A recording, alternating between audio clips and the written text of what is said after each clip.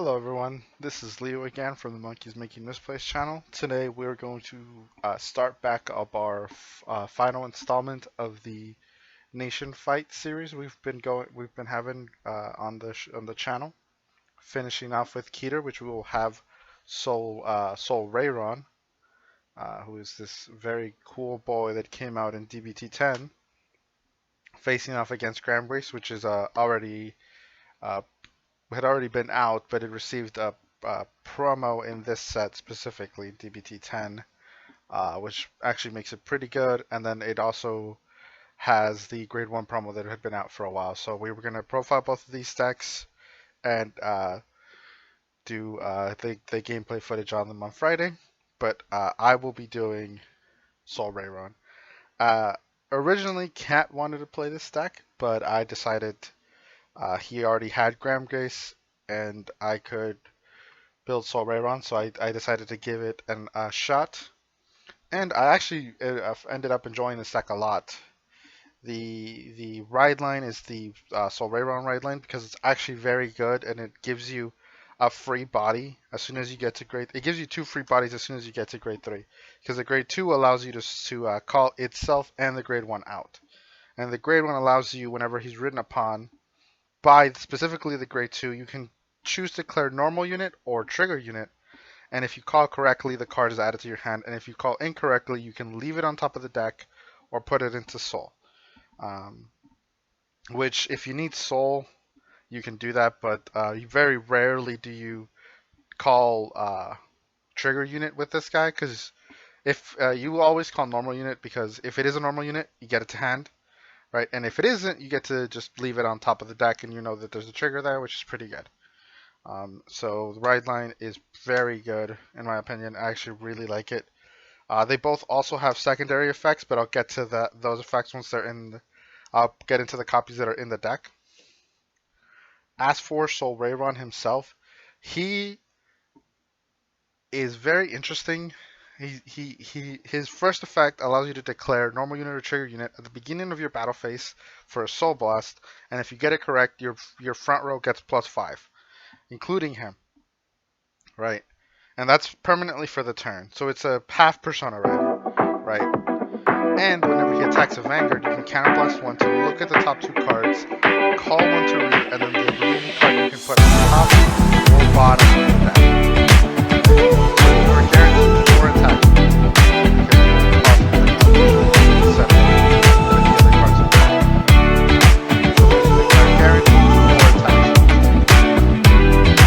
My deck will get 5 attacks, and it's not with the card you'd expect, because the cards that they play normally in this deck is very expensive.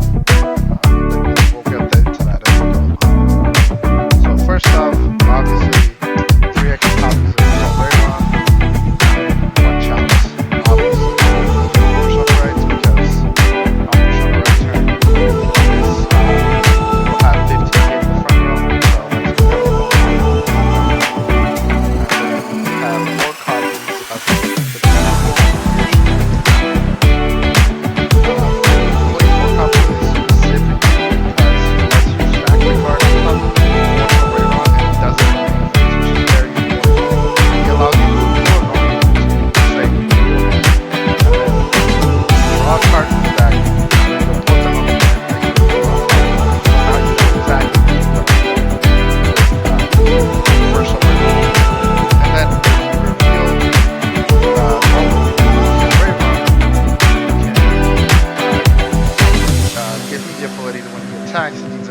And then at the end of the battle, he tucks himself into Soul, so he gives him extra Soul.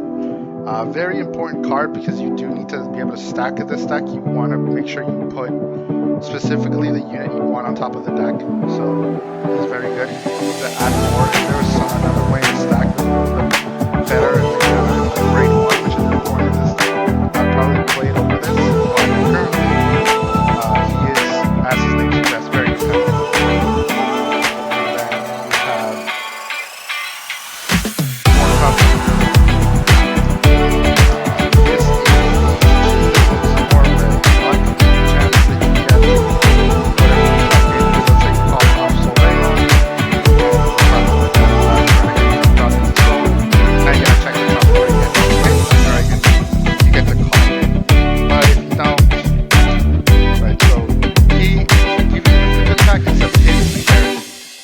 that's the unfortunate part of Drilling Angel. But this deck does need Soul, so that's why 4 copies.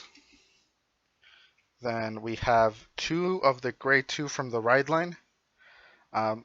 He has the ability that when a normal unit is revealed, so he's similar to the dragon in that sense, he is able to, at the end of the battle, he attacks, he can kill himself, and countercharge. There's no restriction on that effect, so if you have 2 of these, it's not like some of the other cards that say if you haven't countercharged, you can only do it once. This guy will allow you to do countercharge the 2 times you need him. This deck does eat a decent amount of CB, so this guy is very important, but if you do need to make space for something else, these are probably the first 2 that I would start with, right? And onto the card that replaces the very important or the very expensive card that most people play in this deck, and that is Gold Gaon. Gold Gaon, it's spelled Gaon, so not really sure how you pronounce that. But this guy is very cheap. He came out in the first festival collection. I think he's like $5. I'm not 100% sure, but he's not really expensive. It's when he's placed on rear, you can Soul Blast one and call a grade 1 from your hand to rearguard circle, and the unit called gets +5. So this will guarantee you the 5th attack, right? Because you can just save the grade 1 in your hand for when you need it, and he'll give you the 5th attack, as well as making the grade 1 at 13k, right? Because he'll give it an extra 5. So that'll be 13, right? So it hits a Vanguard, which is very important. I love playing this guy because it doesn't cost me as much as the card that I will mention later on once we're looking at other cards that you could play if you have them. But this guy is a very budget option, and since Solrairon himself is already budget, there's no reason to splurge on that grade 2 that I can't remember the name of exactly, but I think it's like Carbre. But that card is very expensive, and honestly, it's not really worth. But since it's really the only one of its kind, I understand its price. But in specifically Solrairon, this works just as well, and you can just stack it with any of the effects on top of the deck. Then 4 PGs. Obviously, you need perfect arts. Don't need to explain much on those. Then we play 3 copies of the grade 1 from the Ride line. This grade 1 says that whenever it's placed on rear, if your Vanguard is Solrairon, you get to reveal a normal unit, so reveal himself or anything, and you put that, or you draw a card from deck, and then you put the normal unit on top of the deck. So he allows you to set up just like the dragon does. That's why you play 4 copies of it, because you want to see one of these every turn to guarantee your chances of setting up the combo. And then we play 3 copies of Dragon Tree Wretch Solda Saka. He just, whenever a unit is placed in front of him, you can counterblast 1, draw a card, so free draws essentially. This deck doesn't use as much CB, so you can usually use him very easily. I mean, Solrairon is really the only one that uses CB in the deck, and that's pretty much it. If you wanted to, you could definitely bump this up to 4. It's a very good card. I wasn't able to find the 4th copy, but 4 of these would be great. You could cut one of the grade 2. And then I played 2 Diffuser Angel. This is just some extra soul charge that gives you, that if you put a card from your hand into soul, it gives himself +5 and it'll give your Vanguard +5. So Solrairon will swing with 23 without booster if you call this off of Gold Gaon.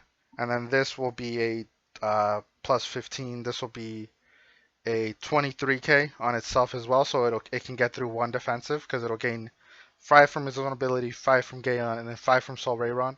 With an 8k base, makes it a 23 swing, so it hits a pretty decent number. If you wanted to play an extra copy, again, that grade 2 from the Ride line, you could very easily cut, or if you wanted to cut one of these for another copy of Gold Saka, or Solda Saka, you could. And then you could play another copy of these, but you do need to remember that you play a number of grade 1s to have them when you need them to call out with Gold Gaon, because that is how you make up. And then for triggers, you have your OT. Obviously, you need it. The Keter one's great. and then I play fronts because you can always have two rear guards standing. So fronts give you the biggest power boost, right? This deck doesn't have a lot of power inherently, so it's looking for small pokes. And with the fronts, you can get those pokes in very easily. I don't have the effect ones because again, this is supposed to be a little bit of budget. You don't want to spend too much money uh, on effect triggers. You can just play the vanilla ones. And then I play 3 crits, but if you wanted to play draws, you could as well. They're both equally. This deck doesn't draw as much, but if you haven't sold Asaka early on, you have enough draws. You'll be able to draw the amount of cards, and then obviously your 4 heals. Um, trigger lineup is pretty malleable. We usually don't put much thought into these trigger lineups because the most important part, in our opinion, is the deck itself. The trigger lineup can change depending on the format. Sometimes, if a deck can very, very clearly, like something like Alma Jestar, where obviously you play crits, but you know something like Solrairon, I know I've seen people play crits, I've seen people play fronts, right? Some people play draws, so we don't put as much thought into these draw triggers because it will change, or into these the triggers lineup because we see that it changes very frequently, right? Very few decks are set. Some people play fronts because they like them. Some people play crits. So we do like to leave the triggers uh, the way we like to play them, and we don't really like to use the effect ones. In here, we do own them. I have the Greya deck, and I own the effect triggers, but I don't want to discourage someone who may be getting into the game from wanting to play this deck simply because they can't get the effect triggers. The vanilla triggers work just as well. Sure, effect triggers increase your chances ever so slightly, but it shouldn't stop you from playing the game, right? And then finally, I'm going to discuss some cards that you could play in the deck. First off, the most important one that is the one that I was mentioning this whole video is Knight of Rendering Flash Kyribre. Um, this guarantees you a 5th attack, right? You look at when it's placed on rear, Counterblast, Soul Blast, look at the top 3, choose a card from among them, reveal them, and if it's a grade 2 or less unit, you put it into your hand, and if it is not, oh god, this effect, I remember this effect being so confusing. You call it if it's grade 2 or less, and put it into your hand if it's not. Okay, so if it's a grade 3, it goes to your hand, or a grade 3 or grade 4, it goes to your hand. But if it's not, you get to just call it. This card is very expensive, and it is very similar to this other card, right? This one gets you a completely new card. This one has to get you one from your hand. But for the price difference, and since Solrairon himself is already pretty cheap, you don't really want to spend this much money, especially since this is probably a beginner deck. Currently, it's not that strong. So I wouldn't recommend investing in this unless you're saying you're going to be dedicated to Keter. I wouldn't recommend it. He's a very good card. Don't get me wrong. This is a very good card. But is it worth the amount of money? I don't think so. Maybe if he gets a little cheaper with time, I can understand that. But currently, he's a little too expensive for my taste. So I will not be playing him. I also love playing Twin Great Magic Totohue. She just allows you to restand a rearguard for a CB if you get a front trigger, which you can guarantee with this deck, which is very good. Um, the only reason I'm not playing it currently is because I already get 5 attacks, and the both of the rearguards will be standing after my Vanguard attacks, right? So since she's not as key, maybe in the future I could see that happening, right? If uh, we get some sort of other restander in Solrairon, or a way to get drive checks, that would be great. I think this is going to be an interesting thing in the new Bastion, because since the rearguard will perform drive checks, you are able to restand it. And she's grade 3, so that's perfect for the deck. But this is a little fun tech option that I think this deck could play. Obviously, we have Maple. She's just a good card. I just didn't play it because I don't really need it, right? But you definitely could play a Maple. You could play 1 or 2. Maybe play one of the grade 2, one of the grade 1s. Maples are always very good. We have the Cycler. She allows you to stack as well, but being grade 2 was the only downside for me. I know that the whole cycle is grade 2, so that's the unfortunate part. But you can always play the Cycler if you enjoy playing these effects to bottom cards. And then the last two are grade 1s. The first one being Energy Refill Angel. When this unit is placed on rear, you can Soul Blast 1, and it gets +2 for each of your other units. It can get extra 10k for if you have a full board. Yeah, so an extra 10k, so it'll be 18 plus the 5 from Gold Gaon and plus the 5 from Solrairon. It'll be 28k. So that's a pretty decent number. Against a 13k Vanguard, that hits the magic number of 28, which is perfect. Currently, I don't play it because I just I need more time to test the deck. I barely got the deck with me, but I have been testing it with the build as is, and I just couldn't find the room to play this. And there was just not enough slots for me, honestly. But she's a very good choice if you maybe think that you want to play more aggro, if your local meta is different, maybe you just want raw power, this is the girl. And then another card that's very interesting is Divine Sister Palmier. When she's placed on rear from hand, if your Vanguard is grade 3 or greater, you can counterblast 1, look at top 3, and put them on top of your deck in any order.